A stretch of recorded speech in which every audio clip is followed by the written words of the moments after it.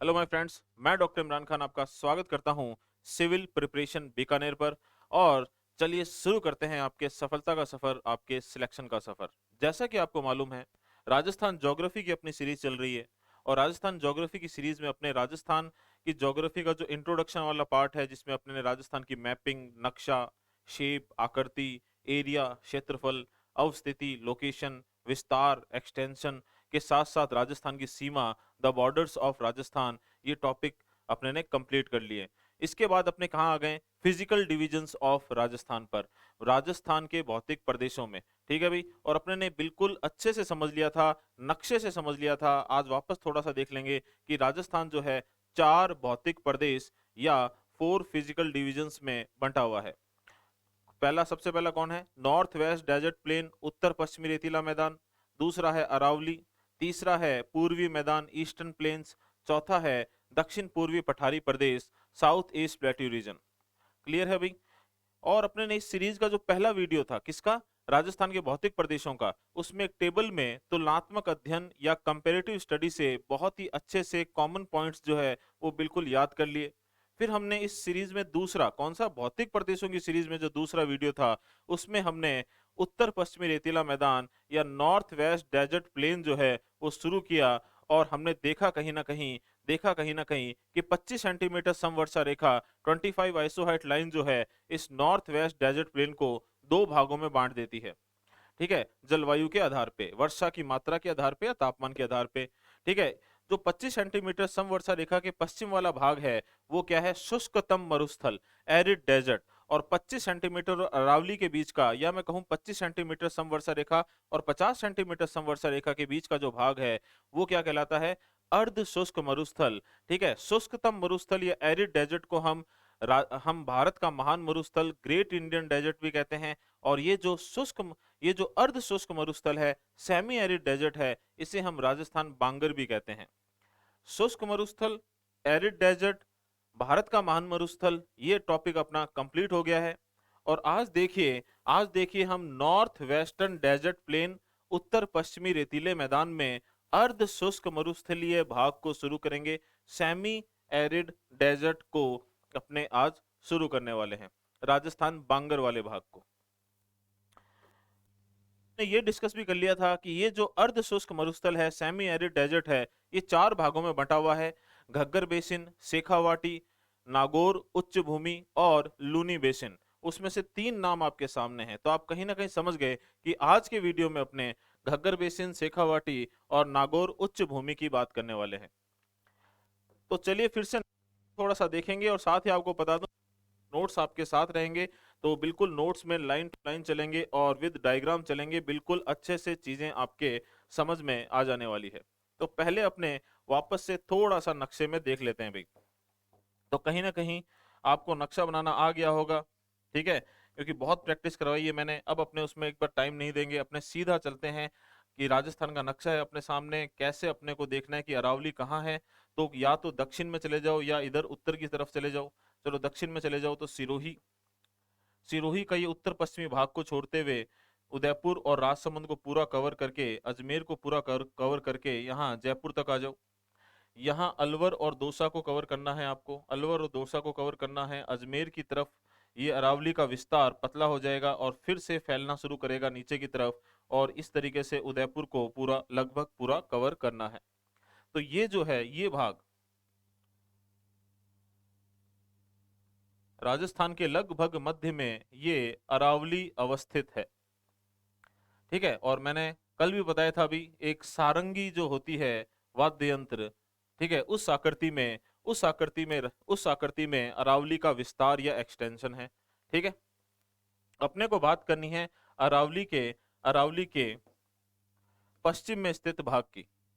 ये जो अरावली के पश्चिम में स्थित भाग है, इसे 25 सेंटीमीटर समवर्षा रेखा दो भागों में बांट देती है। अच्छा, ये संपूर्ण भाग ही अपना उत्तर पश्चिमी उत्तर पश्चिमी रेतीला मैदान है। ठीक है भाई, नॉर्थ वेस्ट डेजर्ट प्लेन है। इस उत्तर पश्चिमी रेतीले मैदान को 25 सेंटीमीटर समवर्षा रेखा दो भागों में बांट देती है। इसके पश्चिम वाला भाग जो है वही शुष्कतम मरुस्थल है, या एरिड डेजर्ट है जिसे भारत का महान मरुस्थल या ग्रेट इंडियन डेजर्ट भी कहते हैं। ग्रेट इंडियन डेजर्ट भी कहते हैं। ये पार्ट जो है अपने कंप्लीट कर चुके हैं, ये भाग अपने पूरा कर चुके हैं। ठीक है, अब देखिए इस वाले भाग की आज अपने को चर्चा शुरू करनी है। और जैसा कि आपने टॉपिक या हेडिंग देखी थी, ठीक है भाई, आज जो अपने शुरू करने वाले हैं वो कौन सा भाग है? सेमी एरिड डेजर्ट, अर्ध शुष्क मरुस्थल।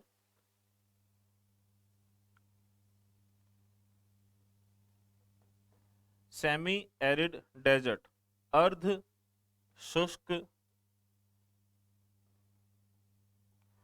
मरुस्थल। अब मुझे एक बात बताएं भी, इसको पार करोगे आप तो अरावली में पहुंच जाओगे, इसको पार करोगे तो आप अरावली में पहुंच जाओगे, सेमी एरिड डेजर्ट। ठीक है, और कहीं ना कहीं यहाँ पर भी शुष्क जलवायु है, यहाँ अर्ध शुष्क जलवायु है, और यहाँ कैसी जलवायु है? यहाँ उप आर्द्र जलवायु है, मतलब आर्द्रता आ गई जलवायु में। शुष्क शुष्क यहाँ से आर्द्र शब्द शुरू हो जाएगा, तो कहीं ना कहीं आप शुष्कता से आर्द्रता की ओर जा रहे हो। ठीक है, इसीलिए अब देखिए भी यहाँ पर गौर करना, इसीलिए इस क्षेत्र को संक्रमणशील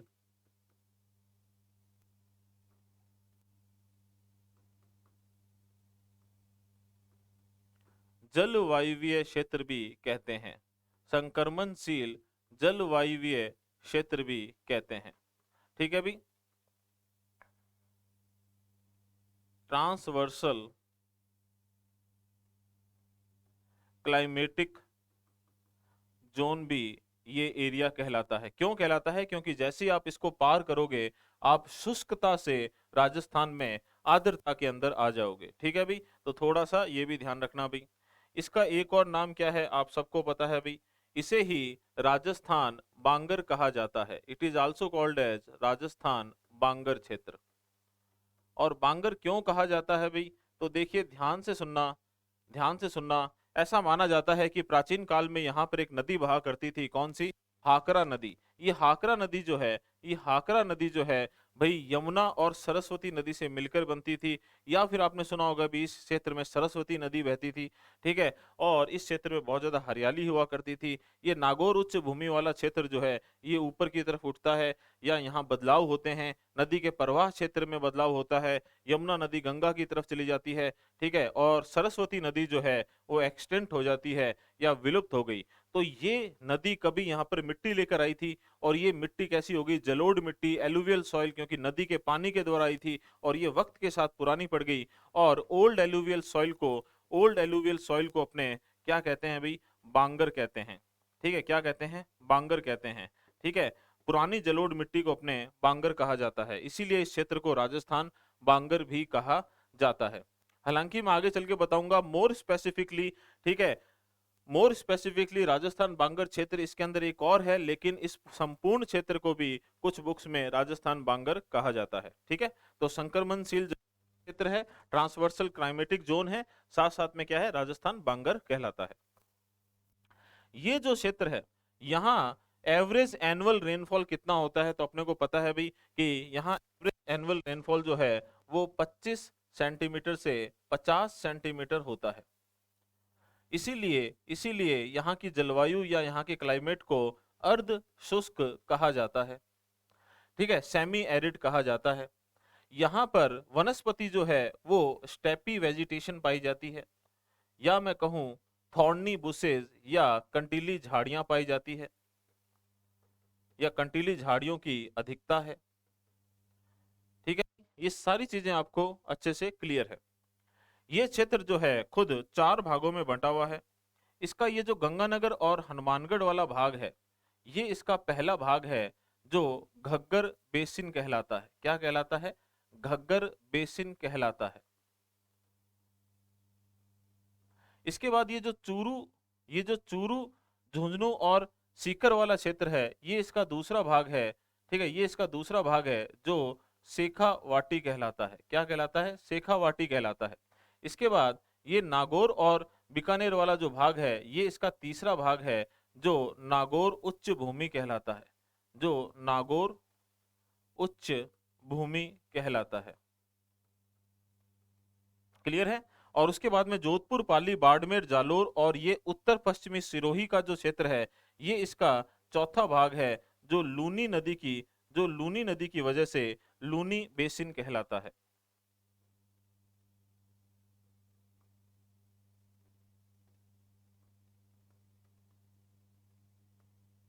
क्लियर है भाई? तो ध्यान से देख लीजिए ये चारों क्षेत्र, ठीक है। इन आज अपने करने वाले हैं 1, 2 और 3, घग्गर बेसिन, शेखावाटी और नागौर उच्च भूमि, नागौर हाईलैंड्स। ठीक है भाई, चलिए आगे बढ़ते हैं। डायग्राम आपके सामने है, ठीक है। ये यहाँ तक अपने कंप्लीट कर चुके हैं। यहाँ से क्योंकि हेडिंग यहाँ से शुरू हुई है तो ये मैंने आपके सामने रखा है भाई, और थोड़ा सा एनलार्ज कर देता हूँ। कोई बहुत बड़ी बात इसमें लिखी हुई नहीं है, अपने ऑलरेडी डिस्कस कर चुके हैं। तो अपना जो टॉपिक है आज का, वो कौन सा है? अर्ध शुष्क मरुस्थल। यह क्षेत्र शुष्क और उप आर्द्र क्षेत्रों के मध्य स्थित है, इसीलिए इसे संक्रमणशील व परवर्ती जलवायु, ठीक है भाई। तो ये कौन सा क्षेत्र कहलाता है? ये संक्रमणशील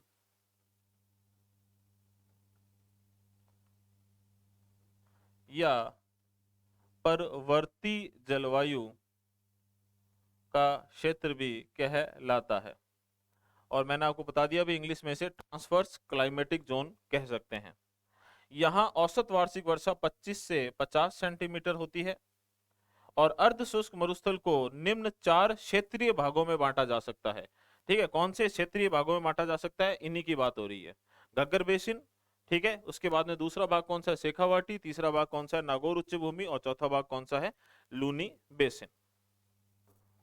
ठीक है भाई। और आप चाहो तो इस तरीके से डायग्रामेटिकली रिप्रेजेंटेशन भी कर सकते हो, खुद बनाओगे और भी अच्छा है।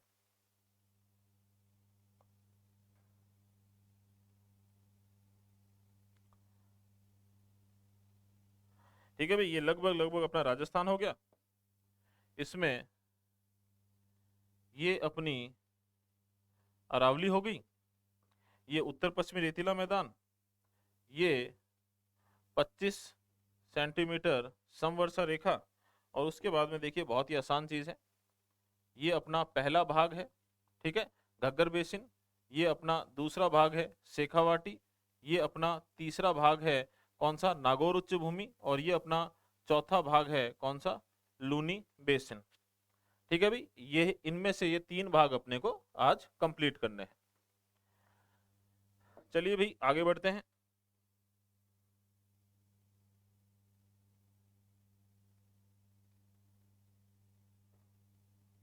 और घग्गर बेसिन आपके सामने है, घग्गर बेसिन आपके सामने है, ठीक है। तो घग्गर बेसिन का नाम घग्गर बेसिन क्यों?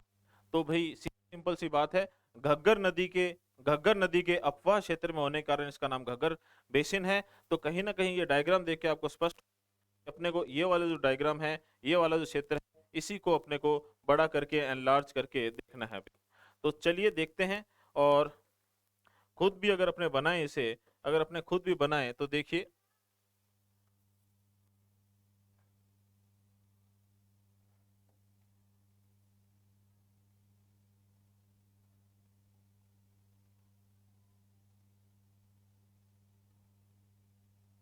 बस इतना सा डायग्राम बनाना है अपने को। यहाँ पर 2 जल राशियां दिखानी है, यहाँ पर 2 जल राशियां दिखानी है भी आपको।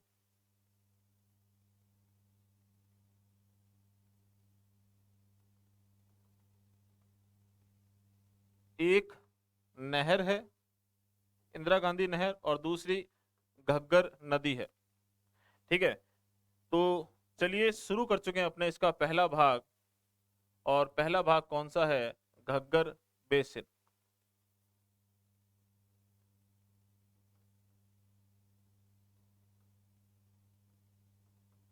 तो घग्गर बेसिन अपना शुरू हो चुका है, और आपको अच्छे से पता है इसमें 2 जिले आएंगे, कौन कौन से?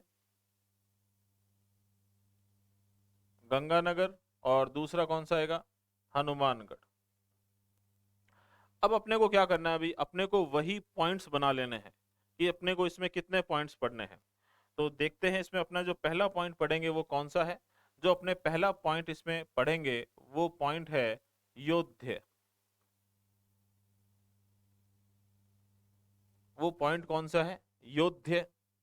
इसमें जो अपने दूसरा पॉइंट पढ़ेंगे, इसमें जो अपने दूसरा पॉइंट पढ़ेंगे, ठीक है, वो पॉइंट कौन सा है भाई? वो पॉइंट है नाली। इसमें जो अपने तीसरा पॉइंट पढ़ेंगे वो है पाट।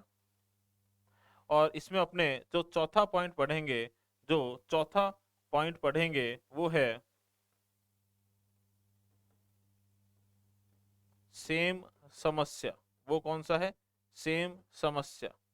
डायग्राम को ध्यान से देख लीजिए भी।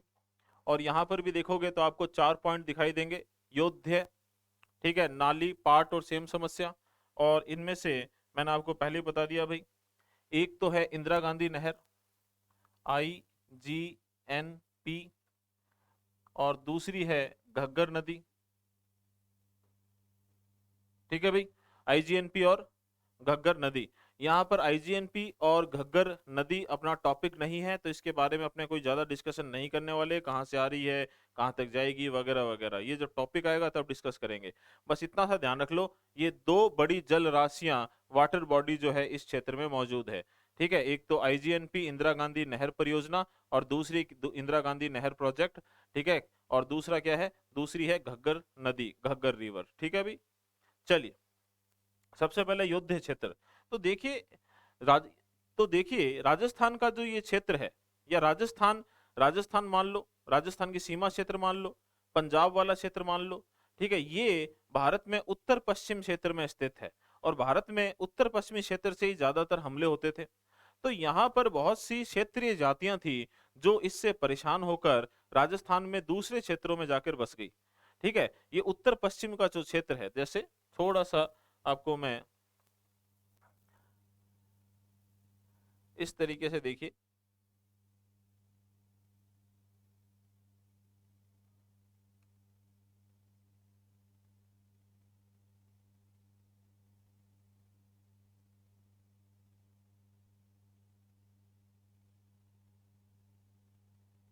ठीक है, ये लगभग लगभग भारत का नक्शा बन गया। और ज्यादातर हमले जो है वो इस उत्तर पश्चिमी क्षेत्र से होते थे, या इस उत्तर पश्चिमी क्षेत्र से होकर होते थे।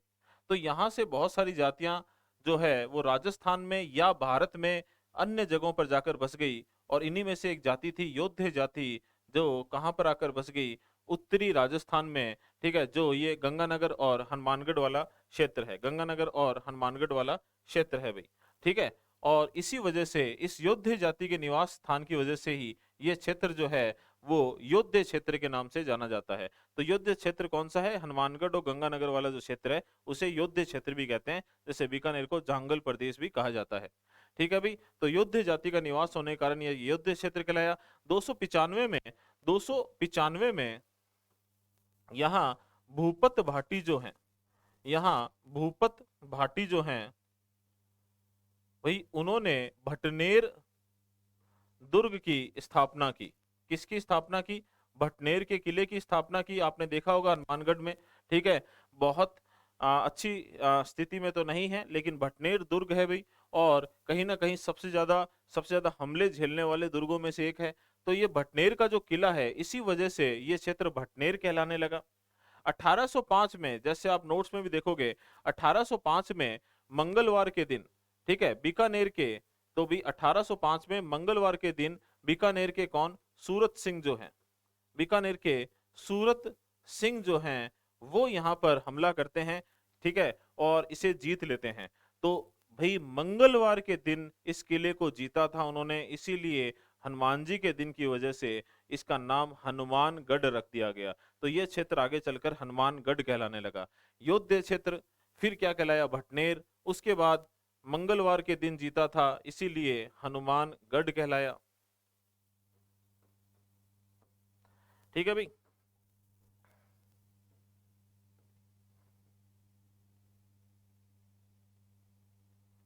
अब देखिए, उसके बाद इस क्षेत्र में इंदिरा गांधी नहर से पहले एक गंग नहर भी आई थी, गंग नहर भी आई थी, ठीक है भी। 1921 में 1921 में महाराजा गंगा सिंह के प्रयासों से इसका निर्माण शुरू हुआ था। और 1927 में 1927 में लॉर्ड इरविन जो है, लॉर्ड इरविन जो है, उन्होंने इसका उद्घाटन किया, इस नहर का उद्घाटन किया, ठीक है, इसी उद्घाटन के उपलक्ष्य में यहाँ रामनगर जो है, यहाँ रामनगर जो है उसका नाम बदलकर भाई क्या कर दिया गया, श्री गंगा नगर रख दिया गया। तो ये थोड़े से ऐतिहासिक बातें होगी, हिस्ट्री की बातें होगी।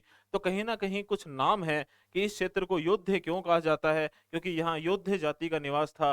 295 ईस्वी में भूपत भाटी के द्वारा यहाँ भटनेर के किले की स्थापना की गई, तो ये भटनेर कहलाने लगा। 1805 में बीकानेर से सूरत सिंह आए और उन्होंने मंगलवार के दिन ये किला जीता, तो मंगलवार का दिन हनुमान जी का दिन होता है, तो ये क्षेत्र हनुमानगढ़ कहलाने लगा। ठीक है, और उसके बाद 1927 में जब लॉर्ड इरविन ने का उद्घाटन किया, तो इस उपलक्ष्य में उन्होंने रामनगर का नाम बदलकर गंगानगर रख दिया। तो कैसे हनुमानगढ़ और गंगानगर के नाम आए आपको पता है।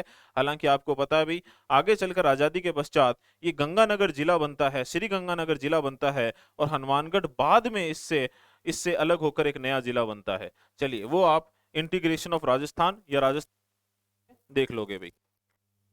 पॉइंट है नाली। यहाँ पर हिमाचल प्रदेश में जो कालका है, ठीक है, वहां पर जो शिवालिक की पहाड़ियां हैं, वहां से एक नदी आती है, घग्गर नदी। ठीक है, इसे कहीं ना कहीं सरस्वती का अवशेष माना जाता है, इसीलिए इसे सरस्वती नदी भी कहते हैं। ये पाकिस्तान तक चली जाती थी, हालांकि आजकल इसमें इतना पानी नहीं होता। पाकिस्तान में इसे हाकरा नदी कहते हैं। क्या कहते हैं पाकिस्तान में इसे अभी भी हाकरा नदी कहा जाता है। ये जो ये जो घग्गर नदी का ये जो घग्गर नदी का अपवाह क्षेत्र है, इस क्षेत्र में, या मैं कहूँ हनुमानगढ़ के आसपास, उसे ही नाली कहा जाता है। तो घग्गर नदी का अपवाह क्षेत्र, ठीक है, वो क्षेत्र क्या कहलाता है, नाली कहलाता है। The basin of Ghaggar river is called as Nali. ठीक है भाई, NALI, नाली। ठीक है, और जैसा कि आप लिखा हो भी है, घग्गर नदी की शुष्क घाटी, तो भाई एक तरीके से इसका अपवाह क्षेत्र मान लो। अपवाह क्षेत्र का मतलब नदी से प्रभावित वो क्षेत्र, नदी के जल से जो प्रभावित क्षेत्र होता है नदी के आसपास का, उस पूरे को नदी का बेसिन या अपवाह क्षेत्र बोल देते हैं। तो ये क्योंकि नदी में अब पानी है नहीं, तो एक शुष्क घाटी बनती है, एक ड्राई वैली का फॉर्मेशन होता है। तो घग्गर नदी की शुष्क घाटी नाली कहलाती है। कहाँ, हनुमानगढ़ जिले में। ठीक है भाई, या घग्गर नदी का अपवाह क्षेत्र या बेसिन जो है वो नाली कहलाता है। तो ये पार्ट क्या है, ये पार्ट क्या है भाई, तो भाई घग्गर नदी के द्वारा मिट्टी लाई जाती है। ठीक है, भूरी भटियानी मिट्टी। कौन सी मिट्टी, भूरी भटियानी मिट्टी।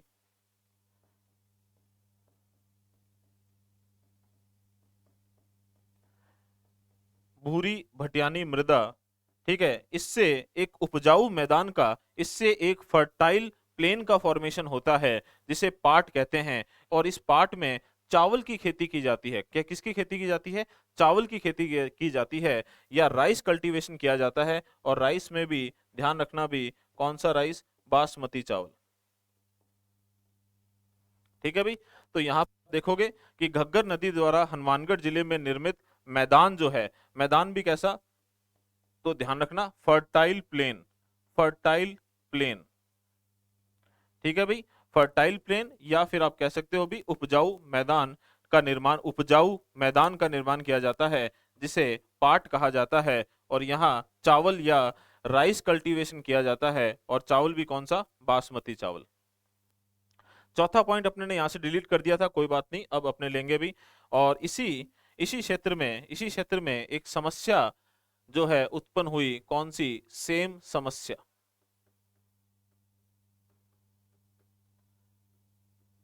ये सेम समस्या जो है वो IGNP इंदिरा गांधी नहर परियोजना से संबंधित है।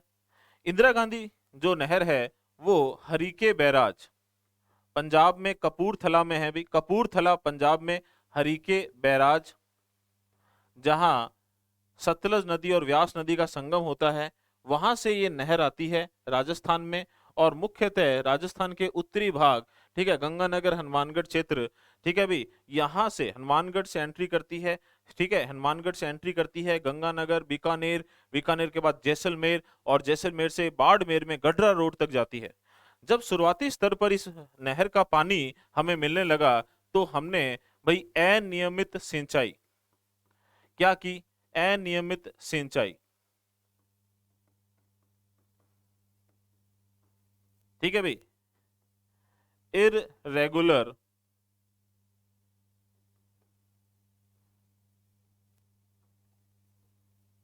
इरिगेशन, या कह सकते हो अनसाइंटिफिक, या कह सकते हो जरूरत से ज्यादा। ठीक है, सिंचाई जब हमने की इस क्षेत्र में, ठीक है, लालच में आके या और ज्यादा फसलों के चक्कर में, तो आपको एक चीज पता है भाई, इस क्षेत्र की जो मिट्टी है उसके कण कैसे हैं, बलुई रेतीली मिट्टी है, ठीक है, डेजर्ट सॉइल है, तो यहाँ के मिट्टी के कण कैसे हैं, मोटे हैं, अपेक्षाकृत क्या है, बड़े साइज के हैं, तो इनके बीच में जगह भी क्या है, ज्यादा है। और कहीं ना कहीं आपको अच्छे से पता है, ठीक है, भूगर्भिक स्तर पर जियोलॉजिकल लेवल पर कहीं ना कहीं चट्टानें पाई जाती है। और ये चट्टानें जो है मुख्यतः कैसी है, माइका सिस्ट, माइका सिस्ट नमकीन चट्टानें हैं।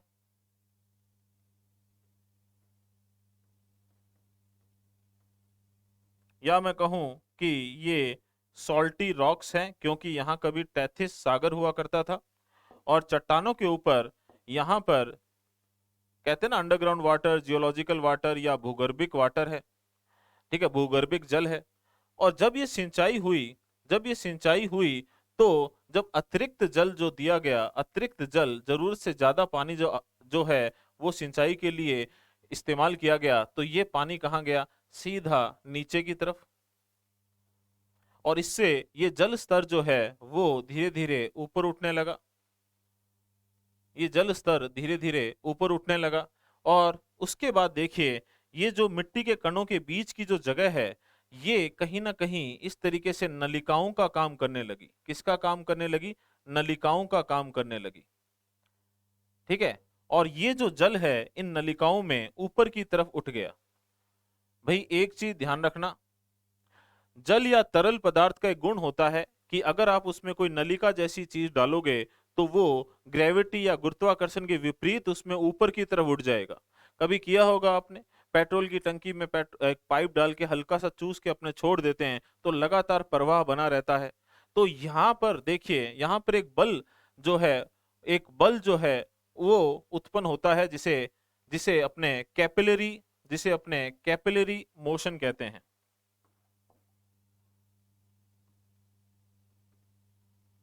कैपिलरी मोशन या कैपिलरी फोर्स कहते हैं, ठीक है। केसी कात्व विधि बोल सकते हैं उसको आप, केसी कात्व विधि, ठीक है, या केसी कार्सन विधि। तो जो भी है, इससे ये जल जो है वो ऊपर की तरफ उठा और यहां धरातल पर आ गया। अब देखिए भाई, इस जल में इस जल में इन चट्टानों के जो लवण है, इन चट्टानों के जो लवण है वो सॉल्यूबल थे या घुलनशील अवस्था में थे। तो ये जो जल ऊपर आया ये लवणीय जल था। ये कैसा जल था, लवणीय जल था। और इससे क्या हुआ यहाँ पर, तो ध्यान से देखना भाई। एक तो यहाँ वाटर लॉगिंग की समस्या हुई, वाटर लॉगिंग, या मैं कहूं जल भराव की समस्या उत्पन्न हुई, ठीक है। साथ ही साथ इस वाटर लॉगिंग की वजह से यहाँ की जो मृदा है, ठीक है, यहाँ की जो सॉइल है वो लवणों की अधिकता की वजह से कैसी हो गई, क्षारीय हो गई, बेसिक हो गई। तो क्षारीय और बेसिक हो गई, इसका मतलब कैसी हो गई, अनउपजाऊ हो गई, अनफर्टाइल हो गई।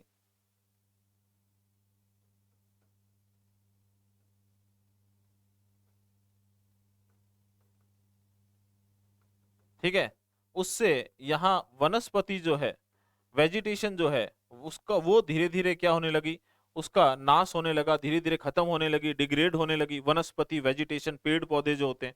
और मिट्टी पर पकड़ जो है वो ढीली हुई, तो यहाँ पर एक समस्या उत्पन्न हुई, क्या, सॉइल इरोजन, ठीक है, सॉइल इरोजन, मृदा अपरदन,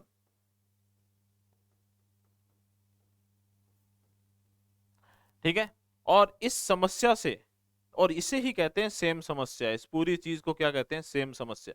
इस समस्या से राजस्थान में, ठीक है भाई, सबसे ज्यादा प्रभावित क्षेत्र कौन सा है, तो आप कहोगे जिला है हनुमानगढ़, हनुमानगढ़ में कौन? तो आप कहोगे रावतसर। तहसील स्तर पर कहोगे आप रावतसर। और रावतसर में भी कौन? तो आप कहोगे सर एक बड़ोपल गांव है, वो सबसे ज्यादा प्रभावित हुआ। ठीक है भाई।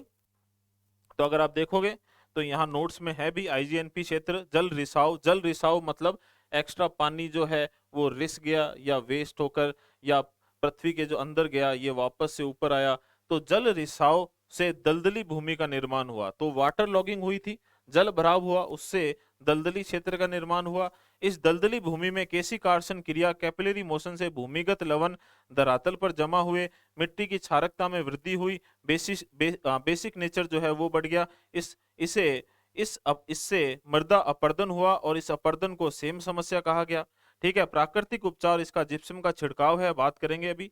रावतसर हनुमानगढ़ गांव बड़ोपल इससे सर्वाधिक ग्रसित हुआ।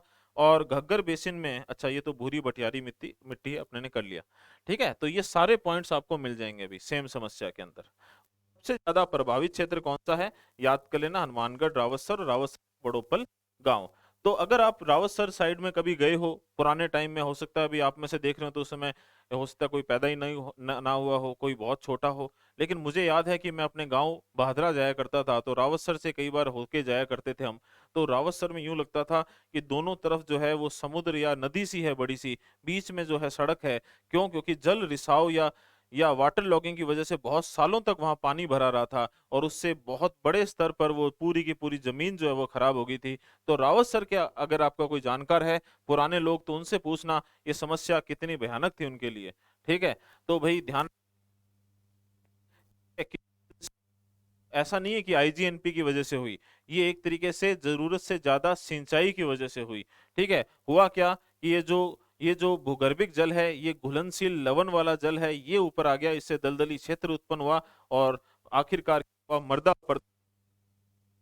की खराब हुई। ठीक है। और इसके इसके उपचार के लिए इंडो डच परियोजना,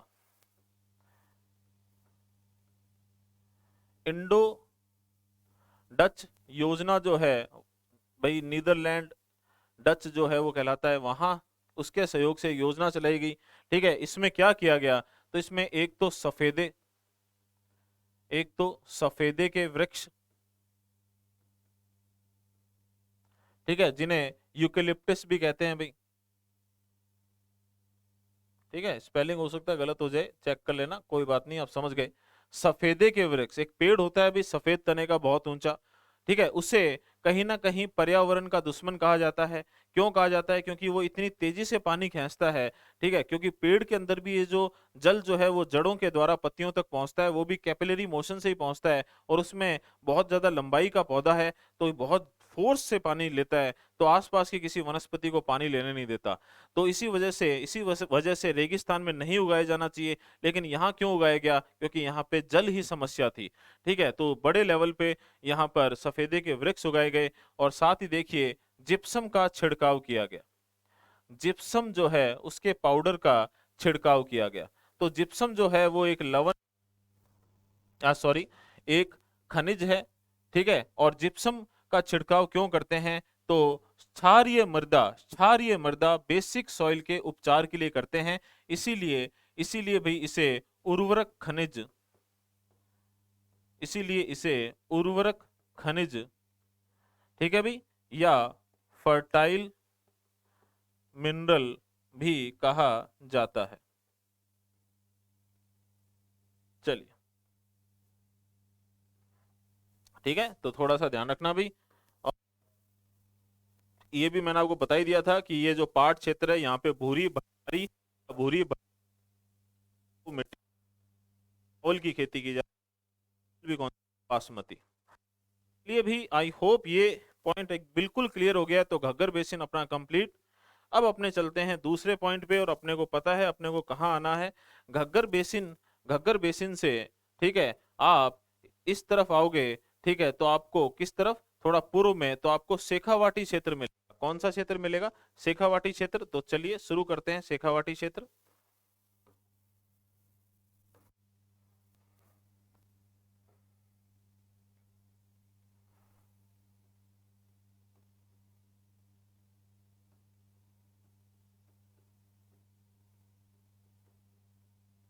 शेखावाटी क्षेत्र जो है वहां बेसिकली 3 जिले हैं, चूरू, झुंझुनू और सीकर। बालू का स्तूपों में अपने ने देखा था अभी, यहाँ पर कौन से बालू का स्तूप मिलते हैं, तो यहाँ पर सबसे ज्यादा बरखान या बरछान बालू का स्तूप जो है वो अर्धचंद्राकार गतिशील बालू का स्तूप क्रिसेंट शेप के जो मूवेबल या मोटाइल सैंड ड्यून्स है वो सबसे ज्यादा मिलते हैं। और वो भी सबसे ज्यादा कहाँ, तो सीकर में मंथा नदी घाटी, ठीक है, और चूरू में गांव है कौन सा, भालेरी। चलिए नोट्स में देखते हैं अभी नोट्स में इनके बारे में क्या दिया हुआ है। अगर हाँ भाई, तो शेखावाटी क्षेत्र, जिला कौन सा, चूरू झुंझुनू सीकर, जिला कौन सा, चूरू झुंझुनू सीकर, ठीक है। अब अपने इसमें कुछ अपने ये जो डायग्राम है इसको बनाएंगे और इसके कुछ जो पॉइंट्स हैं वो लिखेंगे और डिस्कस करेंगे भाई। तो चलिए बिना देर किए एक डायग्राम बनाते हैं इसका।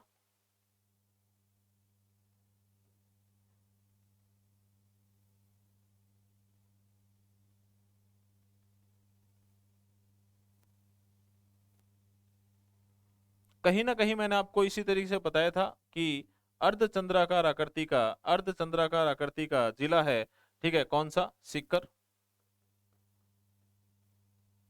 इस अर्धचंद्राकार आकृति में यूं लड्डू की तरह रखा हुआ है कौन, झुंझुनू,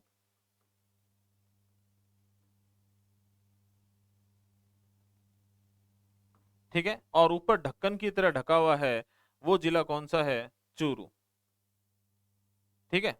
इस तरीके से एक डायग्राम बनेगा। अब देखिए सीकर में एक पहाड़ी क्षेत्र है वो बना लेते हैं।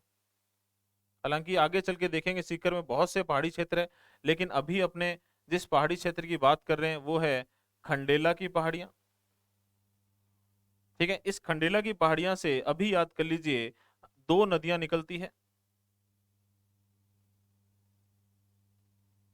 2 नदियां निकलती है। एक नदी है कांतली नदी, कौन सी नदी है, कांतली नदी।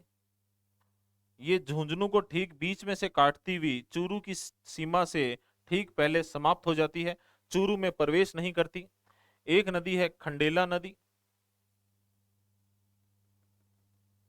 एक नदी कौन सी है, खंडेला की पहाड़ियां हैं उसी से नाम हो गया खंडेला नदी, ठीक है। इसमें लिख के छोड़ देते हैं अभी, ये कहाँ जाएगी, ये सांभर झील की तरफ जाएगी, ठीक है। अब इसके बारे में अपने को यहाँ कुछ नहीं पढ़ना, बाद में जब भी सांभर झील या नदियां पढ़ेंगे तब जिक्र करेंगे। यहाँ पे लेना बस, खंडेला की पहाड़ियां सीकर 2 नदियां निकलती है, यहाँ कांतली पे फोकस कर, ठीक है। अब यहाँ पर अपने पॉइंट लिख लेते हैं, पॉइंट्स लिख लेते हैं।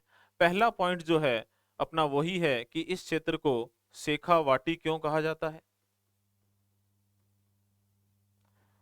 दूसरा पॉइंट जो है वो यहाँ सीकर में आएगा कि तोरावाटी क्या है,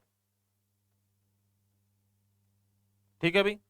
तीसरा जो पॉइंट है वो यहाँ आएगा, देखिए ध्यान से, ये पॉइंट है राजस्थान बांगर। मैंने पहले ही कहा था अभी कि पूरे क्षेत्र को भी राजस्थान बांगर कहा जाता है और एक मोर स्पेसिफिकली एक छोटे से क्षेत्र को भी राजस्थान बांगर कहा जाता है, ठीक है।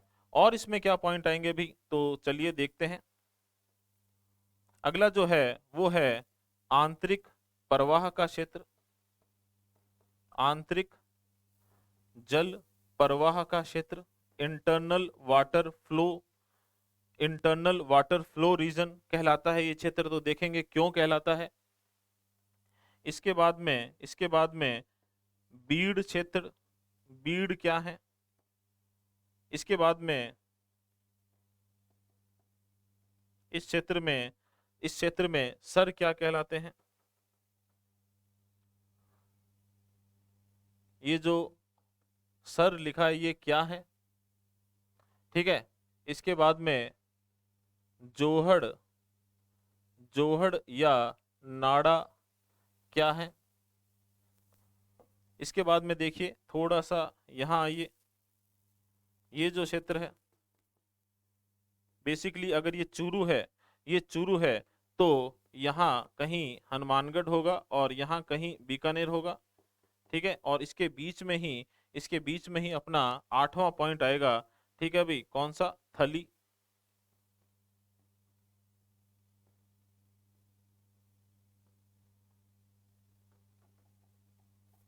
ठीक है भाई, तो ये 8 पॉइंट है। अभी थोड़ा सा चेक कर लेते हैं कि कोई पॉइंट अब छूट तो नहीं गया। हाँ भाई, तो यहाँ पर 7 है, अपने ने एक एक्स्ट्रा ही 8 ही लिखा है, ठीक है। बांगर हो गया, तोरावाटी हो गया, जोहड़ हो गया, नाड़ा हो गया, सर हो गया, थली हो गया, बीड़ हो गया। चलिए, आंतरिक जल प्रवाह क्षेत्र अलग से के लिखा है मैंने, अपने अपने ने वहां पर एक पॉइंट बना लिया है। चलिए, तो बिना देर किए शुरू करते हैं भाई। शेखावाटी, तो देखिए शेखावाटी क्षेत्र क्यों कहलाता है ये, तो सीधी सिंपल सी बात है कि शेखा सामंत, इन शेखा सामंत का संबंध कहां से है, तो नोट्स में भी लिखा हुआ है, भी नहीं लिखा है तो थोड़ा सा बस हिस्ट्री में इतना सा याद रख लेना। क्या जयपुर के कछवाहा वंश है, वहां कछवाहा वंश है, वहां पर एक नरूका हुआ करते थे, उनके बाद में शेखा सामंत का जिक्र आता है। ये जो शेखा हैं वो इस क्षेत्र में आ जाते हैं और इन्हीं के नाम पे ये क्षेत्र शेखा वाटी कहलाता है। तो शेखा सामंत का क्षेत्राधिकार होने के कारण, भाई उनका रूलिंग एरिया होने के कारण या उनके द्वारा बसाए होने के कारण इसे शेखावाटी कहा गया। क्लियर है? चलिए आगे बढ़ते हैं। इसके बाद शेखावाटी क्षेत्र 1 पॉइंट हो गया अपना। तोरावाटी क्षेत्र, तो देखिए ये कांतली नदी का, ये जो कांतली रिवर है इसका जो अपवाह क्षेत्र है, बेसिन है, ठीक है, कहाँ? सीकर में। यहाँ तवर वंश, यहाँ कभी कौन सी डायनेस्टी? तवर वंश जो है उसका शासन हुआ करता था, ठीक है। इसीलिए इस क्षेत्र को तोरावाटी कहते हैं। आपसे पूछ ले तोरावाटी हिल्स कहाँ है, तोरावाटी की पहाड़ियां कहाँ हैं, ठीक है, तोरावाटी क्षेत्र कहाँ है, तो आंसर होगा सीकर, ठीक है। यही कांतली नदी झुंझुनू को ठीक लगभग बीच में से काटती है और इसी कांतली नदी का एक तरीके से पुरानी जलोढ़ मिट्टी से निर्मित मैदान, ओल्ड एलुवियल सॉइल से जो प्लेन फॉर्मेशन होता है उसे ही हम राजस्थान बांगर कहते हैं, ठीक है। अभी मोर स्पेसिफिकली राजस्थान बांगर इसे कहते हैं। और वैसे आपको अच्छे से पता है भाई क्या, कि ये जो पूरा क्षेत्र है इसे भी राजस्थान बांगर कहा जाता है। चलिए, तो अपने 3 पॉइंट हो चुके हैं। चौथे पॉइंट पे आते हैं। चौथा पॉइंट अपना कौन सा है? आंतरिक जल प्रवाह क्षेत्र। तो ध्यान से सुना, इस क्षेत्र में अंडरग्राउंड लेवल पे चूने की वर्षाल परतें पाई जाती है। चूने की वर्षाल परतें पाई जाती है। तो मैं एक तरीके से कहूं कि अंडरग्राउंड लेवल पे, जियोलॉजिकल लेवल पे लाइमस्टोन पाया जाता है। तो जो पानी है वो भूमि की सतह पर प्रवाहित ना होकर, सरफेस पर फ्लो ना होकर, भूमि के अंदर इन चूने की परतों पर प्रवाहित होता है, इन चूने की परतों पर प्रवाहित होता है। इसीलिए इसीलिए इस क्षेत्र को आंतरिक जल प्रवाह क्षेत्र या इंटरनल वाटर फ्लो रीजन कहा जाता है। चलिए, अगला पॉइंट अपना क्लियर हो। इसके बाद में बीड़ क्षेत्र, तो देखिए बीड़ तो वैसे तो आजकल जरूरी नहीं है कि शेखावाटी क्षेत्र से संबंध हो।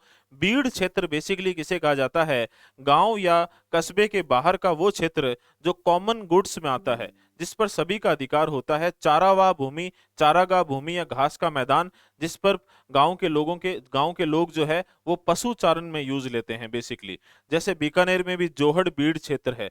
तो सीधी सिंपल सी बात है, गांव या कस्बे के बाहर का जंगल नुमा क्षेत्र जिसे चारागाह भूमि के रूप में इस्तेमाल किया जाता है, ठीक है। तो एक तरीके से यहाँ छोटा सा लिख के छोड़ देते हैं, चारागाह भूमि। जैसे बीकानेर में जोहड़ बीड़, ठीक है, और झुंझुनू में बीड़ करके आपने सुना होगा, ठीक है, जो कंजर्वेशन क्षेत्र है उनमें ये नाम आएगा। इसके बाद में सर है, तो भाई ये अभी आपने सुना होगा, जैसे गांव के नाम होते हैं नापासर, रामसर। तो सर जो हैं वो शेखावाटी क्षेत्र में छोटे तालाबों को कहा जाता है। किसको कहा जाता है भाई? छोटे तालाबों को कहा जाता है। तो जब इन तालाबों के आसपास आबादी बस गई, ठीक है, तो क्या हो गए? एक गांव सा बस गया, तो ये हो गए जैसे नापासर, रामसर नाम पड़ गया। अब आते हैं जोहड़ या नाड़ा। तो देखिए भाई यहां पर ध्यान कर लेना, इनसे संबंधित 3 पॉइंट। ये वास्तव में क्या है? ये चूने से पुते हुए कुएं हैं।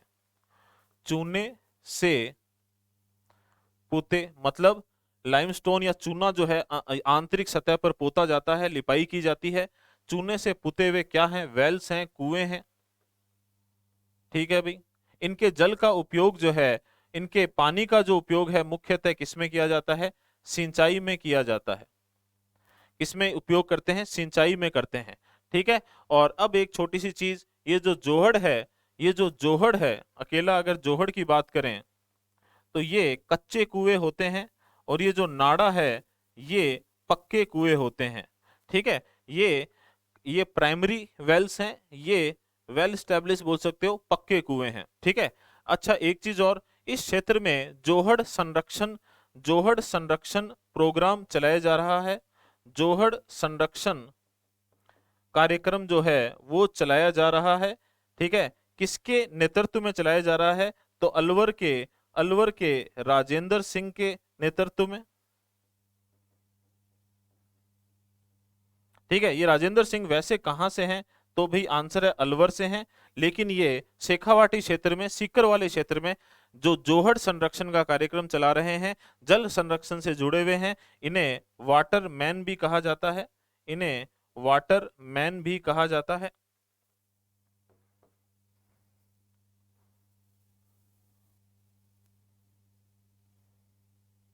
ठीक है।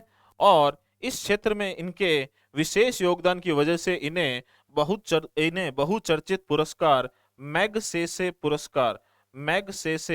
पुरस्कार जो है, या प्राइज जो है, वो भी प्रदान किया गया है, वाटर कंजर्वेशन या जल संरक्षण के क्षेत्र में कार्य करने की वजह से।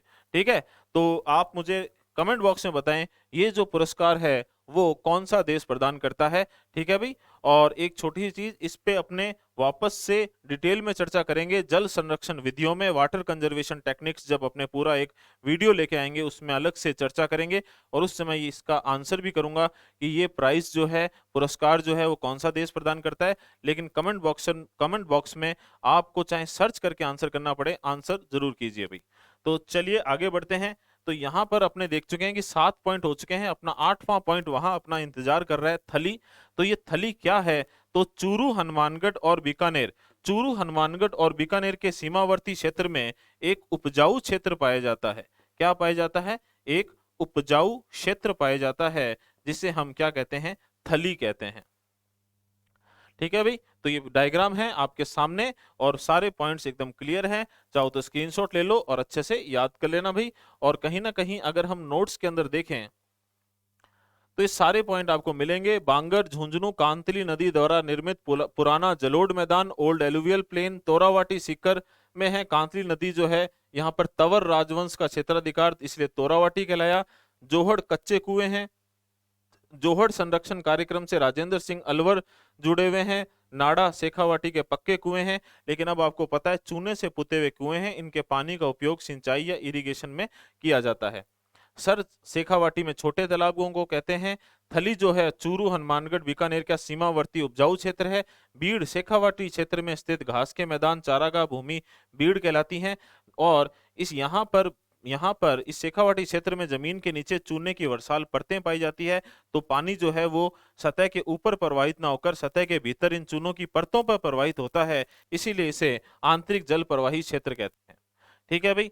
तो आई होप ये पॉइंट एकदम क्लियर है। और अब अपने चलते हैं कहाँ? नागौर उच्च भूमि पर। नागौर उच्च भूमि पर, और अब अपने नागौर उच्च भूमि से संबंधित एक डायग्राम बनाते हैं और इसे अच्छे से समझ लेते हैं भाई।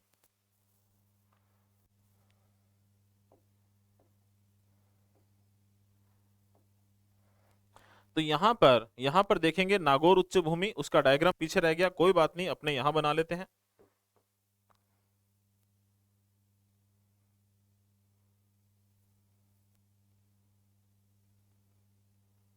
तो अपना ये तीसरा पॉइंट स्टार्ट हो गया है। अपना कौन सा भाई? तीसरा पॉइंट स्टार्ट हो गया है। और दूसरा पॉइंट यहाँ शेखावाटी शुरू हुआ था, तो इसे नंबर दे दो भाई, 2 नंबर। और अपना ये आज का लास्ट पॉइंट जो है, ठीक है, ये है नागौर उच्च भूमि। नागौर उच्च भूमि या नागौर हाईलैंड्स। कितने जिले आते हैं इसमें? तो भाई 2 जिले आते हैं। कौन कौन से? बीकानेर। अच्छा, इसको थोड़ा सा नीचे बना लेता हूं, क्योंकि कोई चीज समझाऊंगा उसमें अपने को थोड़ा सा ऊपर स्पेस चाहिएगा। डायग्राम तो ये छोटा सा बना लो, कोई दिक्कत नहीं, इसमें बहुत ज्यादा चीजें बननी नहीं, बहुत ज्यादा पॉइंट भी नहीं बनने।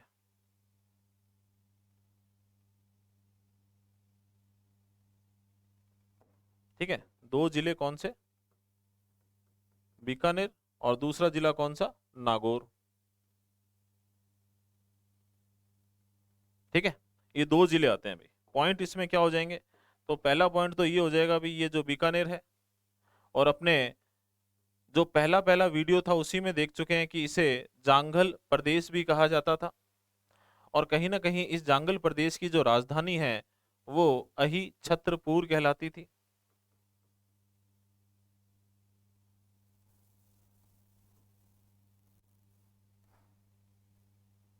ठीक है भाई, थोड़ा गलत लिख दिया क्या?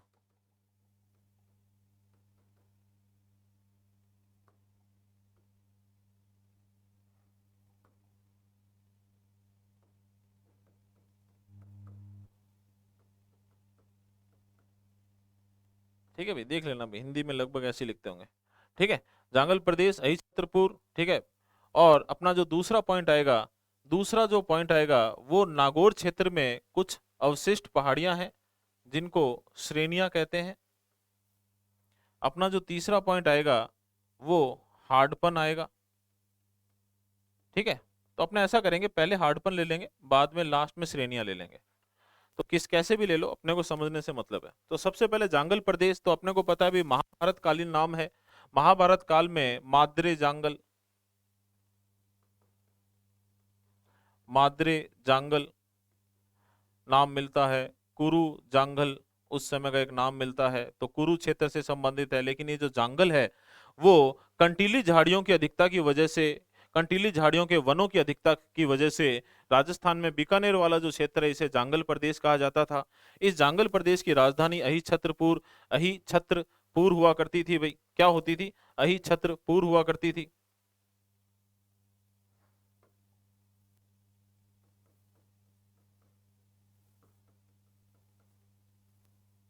ठीक है, और यही यही छतरपुर आज वर्तमान में नागौर कहलाती है। ठीक है, फिर आप देखोगे बीकानेर और नागौर में एक बार मतीरे की राड़ भी हो गई थी। लेकिन उससे पहले अपने देख लेते हैं भाई, जो जोधा हैं जिन्होंने जोधपुर बसाया था, उनके पुत्र थे बीका। बीका जो है वो इस क्षेत्र में आते हैं। ठीक है, और यहाँ पर एक नरा जाट है, देखिए क्वेश्चन आया था ईओआरओ के अंदर आया था शायद। तो बीका जो है उनका नाम, और जो जाट है नरा जाट, उनका नाम को मिलाकर इस क्षेत्र का नाम बीकानेर पड़ा भाई। तो ये जो बीकानेर है ये किसका बसाया हुआ है? ये किसका बसाया हुआ है? ये राव बीका का बसाया हुआ है, और इसमें योगदान जो है वो नरा जाट का भी है। तो ये बीकानेर शब्द जो है यहाँ से उत्पत्ति होती है। तो जैसा कि आप इसमें देखोगे, मरुस्थलीय झाड़ियों के कारण यह क्षेत्र जांगल प्रदेश कहलाया।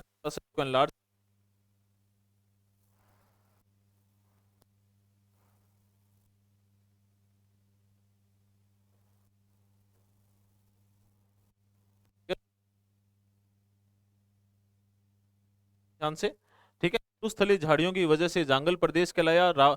जोधपुर से राव बीका ने आकर 1488 1488 1488 में बीकानेर की स्थापना की। और थोड़ा सा एक्स्ट्रा भी बता दिया, अभी रिसेंटली एक एग्जाम में क्वेश्चन आ गया था, तो ध्यान रख लेना अभी इसको। ठीक है, तो अब ये डिस्कशन अपने कर चुके हैं, अपने तो दूसरा आओ सीधा हार्डपन पे। ये जो बीकानेर और नागौर के बीच का क्षेत्र है, यहाँ अंडरग्राउंड लेवल पे जिप्सम का बहुत बड़ा भंडार मिलता है। यहाँ अंडरग्राउंड लेवल पे जिप्सम का बहुत बड़ा भंडार मिलता है भाई। कहाँ? नागौर से बीकानेर। तो ये जो भूमिगत जिप्सम का भंडार है, कहां से कहां तक? बीकानेर से लेकर नागौर के बीच में। ठीक है, इसी क्षेत्र को हार्डपन कहते हैं। अच्छा, यहीं पर याद कर लो जिप्सम के बारे में। क्षारीय भूमि के उपचार हेतु, बेसिक सॉइल के ट्रीटमेंट के लिए यूज करते हैं, इसका छिड़काव करते हैं। कहाँ मिलता है? तो लगभग लगभग पूरे राजस्थान में मिलता है। सर्वव्यापी सर्वव्यापी खनिज है, ओवरऑल पूरे राजस्थान में मिलता है, ठीक है। ऐसा मिनरल है जो लगभग पूरे राजस्थान में मिलता है, ठीक है। कैसा है, फर्टाइल मिनरल है, ठीक है। उर्वरक खनिज है, क्यों, क्योंकि क्योंकि क्षारीय मृदा के उपचार के लिए इसका इस्तेमाल करते हैं। सबसे ज्यादा कहाँ मिलता है, नागौर में मिलता है। नागौर नागौर जो है वहां पर एक क्षेत्र है गोठ मांगलोद। कौन सा क्षेत्र है, गोठ मांगलोद, ये नाम अभी वापस आएगा आपके सामने। तो नागौर का गोठ मांगलोद क्षेत्र। इसके बाद जैसे ही आप बीकानेर में आओगे, कहां पर आओगे भी आप, जैसे ही इसमें बीकानेर में आओगे तो बीकानेर जो है वहां पर जामसर हो गया। बीकानेर में एक है जामसर, ये जो है जिप्सम की बहुत बड़ी खान है या सबसे बड़ी खान के रूप में मानी जाती है। बीकानेर से आप गंगानगर की तरफ चले जाओ तो सूरतगढ़ आ जाएगा, ठीक है। और बीकानेर से जैसलमेर की तरफ चले जाओ तो मोहनगढ़ आ जाएगा। तो अब ये जितने भी नाम लिखे हुए हैं आपके सामने, गोठ मांगलोद, जामसर, सूरतगढ़, जैसलमेर का मोहनगढ़, ये सारे के सारे नाम कहीं ना कहीं जिप्सम से संबंधित है। अब इधर आ जाओ भाई, अपना जो पॉइंट है को लेकिन अपने लास्ट में कर रहे हैं, कौन सा, श्रेणियां। श्रेणियां क्या है, तो श्रेणियां नागौर में, श्रेणियां जो है वो नागौर में भाई अवशिष्ट पहाड़ियां हैं, अवशिष्ट पहाड़ियां हैं, रेजिडुअल हिल्स हैं, ठीक है। तीन क्षेत्र हैं, मुख्यतः तीन क्षेत्र हैं, ठीक है। जैसा कि सामने आपके लिखा हुआ भी है, ठीक है, मकराना श्रेणी, मांगलोद श्रेणी और जायल श्रेणी। तो भाई क्षेत्र कौन सा है, मकराना श्रेणी क्षेत्र। ये मकराना श्रेणी क्षेत्र जो है भाई, सीधी सिंपल सी बात है, नाम से ही आप समझ गए होंगे, सफेद मार्बल, व्हाइट मार्बल या संगमरमर जो है उसके लिए जाना जाता है, ठीक है। दूसरा श्रेणी क्षेत्र जो है वो मांगलोद श्रेणी क्षेत्र है। कौन सा है, मांगलोद श्रेणी क्षेत्र है। और भाई सीधी सिंपल सी बात है, मांगलोद और उसी से आ गया ये अपना कौन सा, गोठ मांगलोद। तो ये मांगलोद श्रेणी क्षेत्र किसके लिए जाना जाता है, तो भाई अभी थोड़ी देर पहले अपने ने कर लिया, ये जिप्सम के लिए जाना जाता है। अच्छा, ये जो गोठ मांगलोद है, यहाँ पर दधीमती माता का मंदिर है, यहाँ दधीमती माता का मंदिर है, ठीक है। ये दधीच ब्राह्मण जो है उनकी कुल देवी मानी जाती है, ये एक्स्ट्रा पॉइंट याद कर लेना। तीसरा जो है वो कौन सी श्रेणी है, वो जायल श्रेणी है, जायल श्रेणी है। अच्छा, इंग्लिश में इन्हें सीरीज बोल देंगे, ठीक है। इन्हें रेजिडुअल हिल्स रीजन्स है जो सीरीज है, ठीक है। Makrana series, Manglod series and जायल सीरीज। ये जो जायल सीरीज है ये किसके लिए जाना जाता है भाई, तो ये इंपॉर्टेंट है भाई, ध्यान रखना, ये फ्लोराइड के लिए जाना जाता है। किसके लिए जाना जाता है, फ्लोराइड के लिए जाना जाता है, ठीक है। और अब देखिए ध्यान से सुनना भाई, जो छोटे बच्चे होते हैं उनमें फ्लोराइड जरूरी है, हाँ भी जरूरी है, ध्यान से सुन लेना। पहले आप कहोगे सर फ्लोराइड का तो गलत इम्पैक्ट पड़ता है ना, हड्डियां जो है उन पर नकारात्मक प्रभाव पड़ता है, बिल्कुल पड़ता है। लेकिन जब छोटा बच्चा होता है, ग्रोइंग फेज होता है, तो फ्लोराइड कुछ मात्रा में चाहिए। जैसे कार्बन डाइऑक्साइड हमें कुछ मात्रा में जरूरी है सांस लेने के लिए, लेकिन बहुत ज्यादा मात्रा में हमारे लिए हानिकारक है। वैसे ही फ्लोराइड जो है भाई वो कुछ मात्रा में ग्रोइंग बच्चों में चाहिए, हड्डियों के विकास और दांतों के विकास के लिए, लेकिन जरूरत से ज्यादा हो जाता है, जरूरत से ज्यादा हो जाता है तो हड्डियां कमजोर हो जाती है, पीठ में कुबड़ हो जाता है, दांत जो है वो पीले हो जाते हैं, ठीक है। परमानेंट पीला कलर आ जाता है दांतों में, किससे, फ्लोराइड से। लेकिन फ्लोराइड जहां नहीं होता वहां पे सरकार खुद, खास तौर से स्कूल जो होते हैं छोटे बच्चों के, वहां पर पानी में फ्लोराइड मिलवाती है। इसे फ्लोराइडेशन कहते हैं, इसे फ्लोराइडेशन कहते हैं। और एक फ्लोराइड ऑफिसर नाम की एक पोस्ट होती है बकायदा, ठीक है। तो ये ध्यान रखना भाई कि कम मात्रा में जरूरी है ये, किसमें, विकसित होते हुए बच्चों में, छोटे बच्चों में, लेकिन जरूरत से ज्यादा होने पर ये बच्चों के अंदर नकारात्मक प्रभाव, नेगेटिव इंपैक्ट लाएगा। और इससे मैंने कहा कि कुबड़ बन जाता है। तो ये जायल जो है या ये फ्लोराइड जो है ये एक समस्या उत्पन्न करता है इस क्षेत्र में, जिसे फ्लोराइड समस्या कहते हैं, ठीक है। और इसी वजह से इस क्षेत्र में एक पूरा का पूरा क्षेत्र जो इससे प्रभावित हुआ उसे कुबड़ पट्टी क्षेत्र, क्या कहते हैं, कुबड़ पट्टी क्षेत्र। कुबड़ की वजह से शरीर जो है वो टेढ़ा हो जाता है, और मारवाड़ी में अपने कहते हैं बांका। तो ये बांका पट्टी क्षेत्र जो है वो कहलाया ये क्षेत्र। ये कुबड़ पट्टी या बांका पट्टी क्षेत्र जो है वो बेसिकली नागौर और अजमेर जिले में स्थित है। लेकिन वही सेम चीज कि आपसे पूछे कि इस फ्लोराइड समस्या से सर्वाधिक प्रभावित क्षेत्र कौन सा है, तो जिला होगा अपना नागौर। और नागौर में भी कौन सा गांव भाई, आसरवा गांव। कौन सा गांव? आसरवा गांव। ये आसरवा गांव की तहसील कौन सी है, तो ये ध्यान रखना भाई, ये मकराना तहसील है। क्योंकि यहाँ पर आप थोड़ा सा कंफ्यूजन होगा आपको, आप कहोगे सर यहाँ मकराना सीरीज जो है वो तो मार्बल के लिए जानी जाती है, जायल श्रेणी है वो फ्लोराइड के लिए जानी जाती है, तो ये तो सीरीज या श्रेणी क्षेत्र है, तहसील है। यहाँ पर जो मकराना है वो तहसील के रूप में रखा है, लिखा है भाई। ठीक है, तो याद कर लेना इस चीज को कि फ्लोराइड समस्या से सर्वाधिक प्रभावित जो है वो जिला है नागौर। और नागौर का कौन सा गांव? आसरवा गांव। हालांकि नोट्स में आपको मिलेगी ये चीज, और नोट्स में ये भी मिलेगा क्या कि ये मकराना जो है वो तहसील कौन सी लगती है, सॉरी, ये जो आसरवा गांव है इसकी तहसील कौन सी लगती है? मकराना तहसील लगती है। तो चलिए, आई होप ये तीनों पॉइंट आपके एकदम क्लियर हो गए हैं। कौन से तीनों पॉइंट? घग्गर बेसिन, शेखावाटी क्षेत्र, और नागौर उच्च भूमि, नागौर हाईलैंड्स। जितने भी पॉइंट्स इंपॉर्टेंट मुझे लगते हैं वो सारे के सारे मैंने डिस्कस कर लिए हैं। और कोई एक आधा पॉइंट रह गया होगा तो नोट्स में है, लेकिन मुझे नहीं लगता कि डिस्कस जो किए हैं उसमें कुछ नोट्स में आपको वो सारे पॉइंट्स मिल जाएंगे जो अपने डिस्कस किए हैं, और एक्स्ट्रा चीजें हैं वो आप अपने आप नोट डाउन कर लोगे। और आपको अच्छे से पता है कि ये जो पीडीएफ बनती है ये भी मैं अपने टेलीग्राम चैनल पर डालता हूं। आज मैं वापस से चेक करूंगा कि अगर कोई पीडीएफ नहीं डाली गई है अब तक तो वो पीडीएफ भी मैं उपलब्ध करा दूंगा भाई। तो वीडियोस इसी तरीके से देखते रहें। और अपना टेलीग्राम चैनल कौन सा है? वही सेम नाम है जो अपने यूट्यूब चैनल का है, सिविल प्रिपरेशन बीकानेर।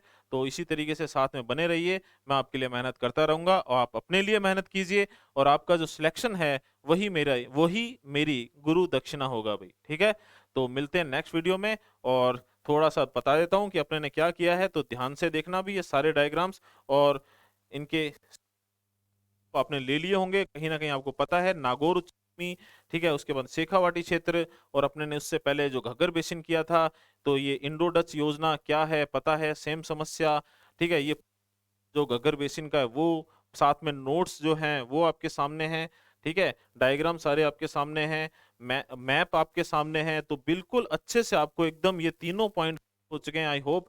और अगले वीडियो में अपने लूनी बेसिन पे चर्चा करेंगे। ठीक है, एक ही पॉइंट इसका रह गया, उसमें वो डायग्राम बड़ा बनेगा, बहुत सारे पॉइंट्स आएंगे, समझने वाली बहुत सारी चीजें होंगी, इसीलिए अपने ने इस वीडियो में उसको कवर नहीं किया। तो सेमी एरिड डेजर्ट का सिर्फ एक पॉइंट अपना बचा है, कौन सा? लूनी बेसिन। वो अपने नेक्स्ट वीडियो में कर लेंगे। तो मिलते हैं नेक्स्ट वीडियो में, और आपका सपोर्ट चाहिए भाई। इसी तरीके से वीडियो को सपोर्ट देते रहिए। अच्छा लगे तो लाइक कीजिए, सब्सक्राइब कीजिए, और अपने फ्रेंड सर्कल में जो तैयारी कर रहे हैं, मैं नहीं बोल रहा कि हर किसी से करवाएं, जो बच्चे तैयारी कर रहे हैं, आपके फ्रेंड्स जो तैयारी कर रहे हैं भाई, उनको ये वीडियो शेयर कीजिए। अगर उनको अच्छा लगेगा तो अपने आप ही वो सब्सक्राइब कर लेंगे। ठीक है, तो मिलते हैं नेक्स्ट वीडियो में, और तब तक के लिए खूब मेहनत करें और अपने लिए पढ़ें। और आपका सिलेक्शन ही मेरी गुरु दक्षिणा है। थैंक यू, जय हिंद।